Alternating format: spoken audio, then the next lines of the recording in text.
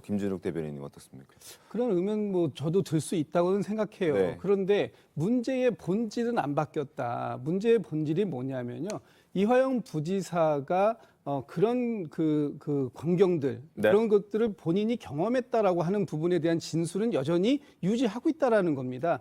그리고 또 한 가지 중요한 측면을 지금 제가 한번 말씀을 드려보면 네. 이화영 부지사가 얘기하는 날짜나 장소 뭐 이런 것들이 바뀌었다 그러는데 수원지검에서 얘기하는 검찰에서 얘기하는 부분도 사실 상당히 바뀌는 부분들이 있거든요. 이 부분도 한번 볼 필요가 있겠다. 예를 들어 보면은 밀착 개호하는 상황에서 음주는 불가능하고 외부인이 가져온 식사를 제공한 사실이 전혀 없다라고 얘기를 했었어요. 네. 그런데 갑자기 수원지검이 이렇게 또 얘기합니다. 이전 부지사가 검찰청사 내에서 연어를 먹은 적이 있지만 그 시기는 5월과 6월 중순으로 날짜가 맞지 않는다라고 얘기를 합니다. 그건 이 언어를 누가 제공했느냐?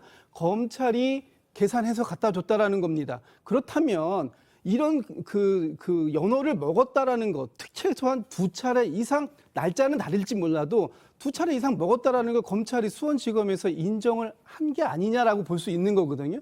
그러니까 이런 사실들이 시간이 지남에 따라서 어떤 날짜나 장소가 변화될 수는 있을지 몰라도 그런 일이 있었다라는 것도 사실은 이 수원지검에서 얘기한다면 이것도 우리가 의심해 볼 수 있는 여지는 남아 있는 것이다. 이렇게 볼 수 있다라는 거죠. 제가 좀 네, 반박 말씀을 드려도 될까요? 기회를 드리겠습니다. 이 문제가 왜 등장했습니까? 이화영 부지사가 대북송금에 관해서 이재명 당시 경기도지사의 관련성을 인정하는 진술을 했고 네. 그 진술이 오염됐다고 주장하는 차원에서 이 얘기들이 나온 거예요. 그리고 그 연어 얘기는 당시에 술판이 벌어졌다고 이화영 부지사 측에서 주장을 했고 그때 쌍방울 직원들이 뭐 연어를 사다가 제공해줬다 이런 얘기까지 구체적인 정황을 묘사했기 때문에 연어가 중요해진 거예요. 그런데 쌍방울 직원들도 그런 적이 없다고 하고 김성태 회장도 먹은 적이 없다고 하고 방영철 부회장도 부인하고 38명의 교도관 중에서도 본 사람이 없고 더더군다나 검사나 수사관이나 그런 리스크를 감수해야 될 아무런 이유가 없습니다. 진술을 다 받았는데 6월 말까지 왜 7월 3일에 굳이 이화영 부지사를 불러다가 술을 먹이고 회유를 해야 됩니까? 그러니까 이런 모든 것들이 맞지가 않는 거고요. 제가 하나만 더 말씀을 드리면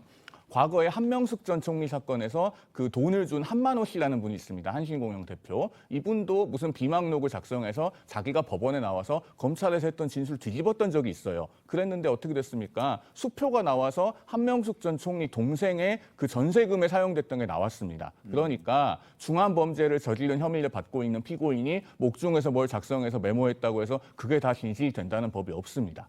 이상입니다. 알겠습니다. 짧게 하나만 좀 반박 좀 드릴까요? 그러면 지금 이화영 전 부지사가 이 진술을 바꿈으로 해서 네. 이화영 부지사가 얻을 수 있는 이익은 무엇입니까? 이익이 있죠. 왜냐하면은 지금요 많은 그 언론에서 매번 법조 기자들을 보내서 이 이화영 전 부지사의 재판을 취재하고 있습니다. 그런데 언론에서 대부분 이화영 전 부지사의 재판 전망이 본인에게 사법적으로 긍정적일 거라고 보는 곳은 거의 없어요. 그러면 이화영 전 부지사 측에서는 어떤 걸 생각할 수 있겠습니까? 결국은 이 재판이 이재명 대표와 직결되어 있으니 이재명 대표 재판에 유리하게 작용하도록 그 진술이 오염됐다는 프레임을 형성한 다음에 나중에 이재명 대표가 이화영 부지사를 구원할 수 있는 어떤 정치적 위치에 오르게 되면은 본인이 그런 방법으로 구원받는 것밖에 없다고 충분히 생각할 수 있지 않겠습니까? 알겠습니다.